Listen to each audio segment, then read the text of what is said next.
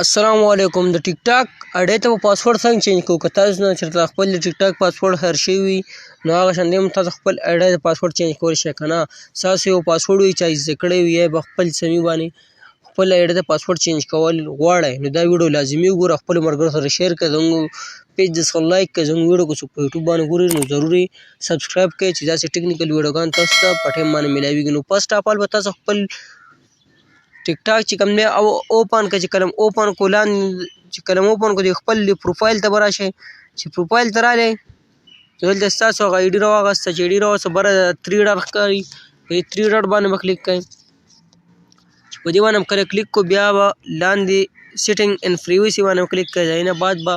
د اکاونټ ته ښکاري په دې اکاونټ باندې به کلیک کړئ اکاونټ نه بعد تاسو دویم نمبر راغسي او رومبی اکاونټ انفارمیشن دی دویم چې پاسورډ دی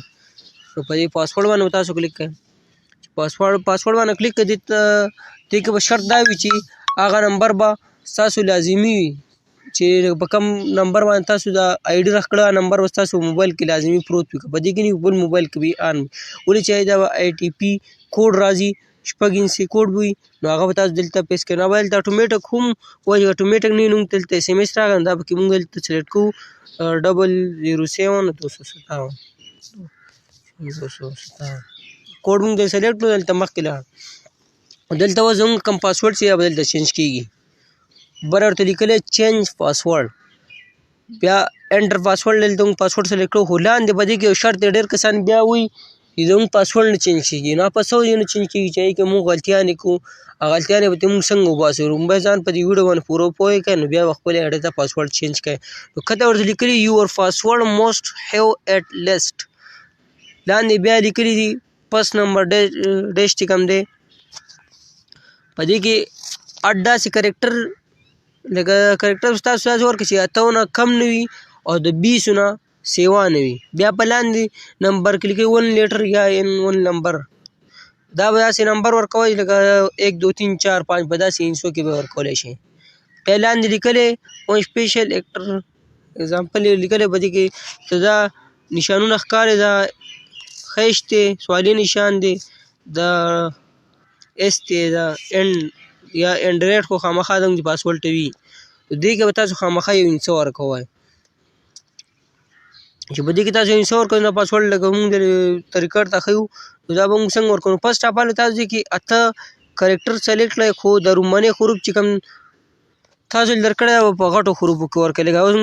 موږ مثال کې طور پر پاکستان پکې سلیکټ کوو نو دا پی به تاسو غټ ورکړئ بیا نور خیر تاسو کم هم ورکولی شئ موږ دلته ورکوو PAKISTAN پاکستان موږ ورکوو نو دلته رومنۍ خانه چې کومه وه هغه زموږ سره شنه شوه یعنې راله په دویم نمبر باندې بیا لیکلي 1 لیټر یا 1 نمبر شو که نه نو دا به تاسو په انچو کې ورکوئ مثال کې طور موږ پکې 1 ورکوو نو دویمه هم زموږ سره چې کومه ده هغه ټیک نشان شوه بیا دریم نمبر کوم سوال چې دوی پاتې نو هغه اګزامپل یې دلته ورکړي دي دا خیشت دی سوالي نشان دی دا 15 شپږ دغه دي نو په دې کې تاسو کار یې ورکوئ لکه موږ انډریټ ورکوو یا داسې پکې تاسو بلې هم ورکوئ چې کار یې په دې کې ورکوئ نو به تاسو سره دغه کېږي نو موږ پکې انډریټ ورکوو بیا چې کله په دې نس باندې تاسو کلیک کړئ ستاسو د ټیک ټاک چې کوم آی ډي ده هغې پاسورډ به چینج شي نو بس دوستانو دغه طریقه وه د ټیک ټاک د آی ډي پاسورډ چینج کولو نو که خوښه شوي مي نو خپلو ملګرو سره یې ضرور شیر کړئ چې هغوی ته هم څه فایده ورسي زموږ د پیج سره هم لایک کړئ زموږ ویډیو په یوټیوب باندې ګوري نو ضرور سبسکرایب کړئ چې داسې قسمي ویډیوګانې تاسو ته په ټایم باندې میلاویږي والسلام